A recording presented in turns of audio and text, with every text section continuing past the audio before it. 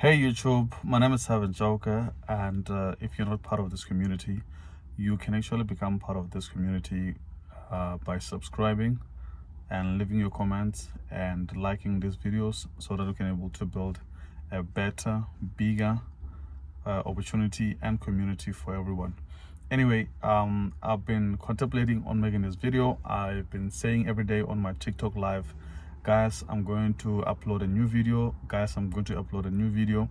Today I just came from site, and I'm waiting for someone because I did not come with my car. So I told myself, you know what, let me wait while I'm doing something, because my mind is so bad. It does not know how to wait just still. So this is going to be very detailed, but I'm going to make this to be, let's say we assume that this is part one, right, of what I want to talk about when it comes to preparing for an interview. Now, obviously, different interviews, they call for different questions, they call for different approaches. But the most important thing that you must always know fundamentally, number one, is that the company is looking for a certain type of skills, is looking for a certain type of outcomes from that type of a candidate, right? Which is okay, right? So what I think like most people have problems with is that they have problems in that they don't know how to position themselves to be the person that the company is looking for, right? So if the company is saying that they're looking for a sales consultant, you need to first study, what does a sales consultant do? That's the most important thing. Don't rush to like, what questions are they going to ask me, how much am I going to get paid, all of those like fancy funny type of questions. So the most important thing is that, what does a sales consultant do? So the first thing is, like, you can break down the word. It's sales, meaning that you're selling something, and then you're a consultant. What does a consultant do? So you can study those words differently. Like, what does a salesperson do? What does a consultant do? Is this the same thing? Is this a different thing? Then the next thing that you need to do is that the industry. So, okay, I've got this interview. I'm going to be a sales consultant, but I'm in a financial space. Okay, what am I doing? Am I selling products? Am I helping customers? Am I resolving customers' queries? That's why you need to familiarize yourself. You're breaking down this thing into very small, manageable, understandable type of a way. So remember, you're understanding that what is this role about? What is this role about? So now you understand that, okay, this is a self-consultant role. Okay, fine. What does a self-consultant do? Okay, fine. What type of industry am I in? Okay, fine. Then now, you can now start going to say, okay, what is the company that I'm being interviewed for? What is the company? So which means, let me go and study the company, right? So you go check, okay, what is the company? Okay, this is what the company is about. What does this company do? You understand? That's the most important thing. Because sometimes you might find that the company is doing, like, they've got products, but that's not what they do. You understand? So let's say, for example, it's a company that sells, just a second, that's the disruption there. Let's say it's a company that sells tablets or whatsoever. You need to understand the industry. What is the industry that this company is at, right? So which means that this is actually, it's a pharmaceutical company. So it's in the health industry, right? It's a pharmaceutical company. Okay, fine. I understand that, right? So this is the industry that is in. Okay, now you start the basics of the company. Very simple basics. When was the company formed? These things, guys, you can actually Google. When was the company formed? Check, when was the company formed?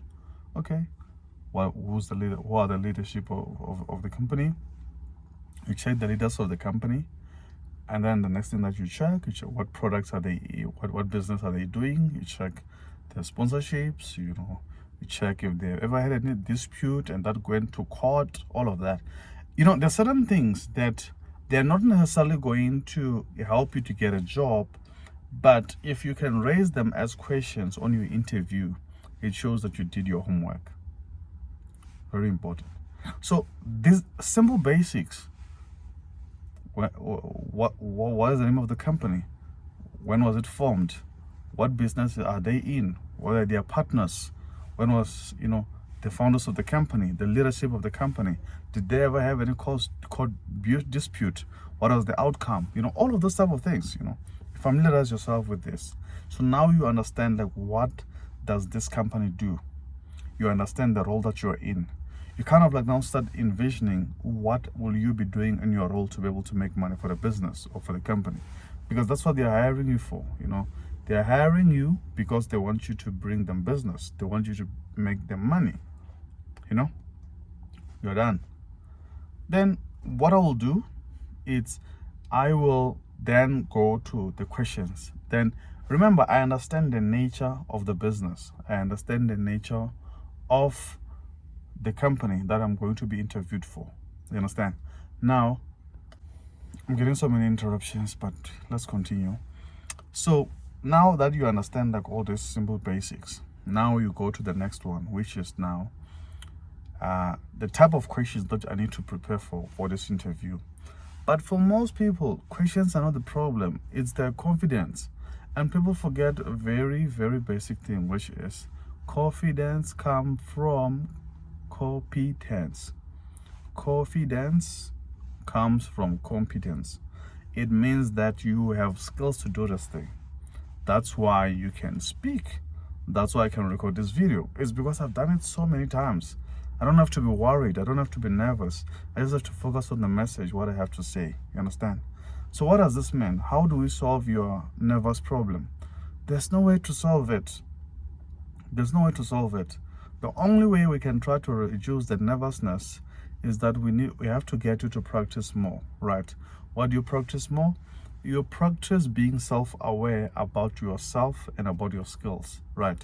Because remember, when you get a job interview, what they actually want you to explain to them is that based on your skills and your experience and your education, how can you be able to nicely fit into this role and be able to get them the outcome that they're looking for? Based on your skills, your experience, and who you are, what can you do to be able to bring value to this, right? So most people think like, no, the most important thing is that I've got qualification. I can just give them qualification and say, yeah, I've got BSc in engineering. That's not what matters. You need to be able to present yourself in a way that the person that is listening to your story can be able to agree to themselves that, what, if we can give this person this role, even if they are not 100% qualified or have all the skills. Because here's the thing, guys, no matter what you do, you can just never have all the skills. You can just never have all the skills. You can never just have all the qualifications. You can just never have everything. You can just never have it all, right? So let's recap now. So what I'm saying to you is that when you're preparing for an interview, don't rush. Most of you are rushing to questions and, hey, please tell me about yourself. You don't even know the company that you're being interviewed for. You don't even know what the role is about.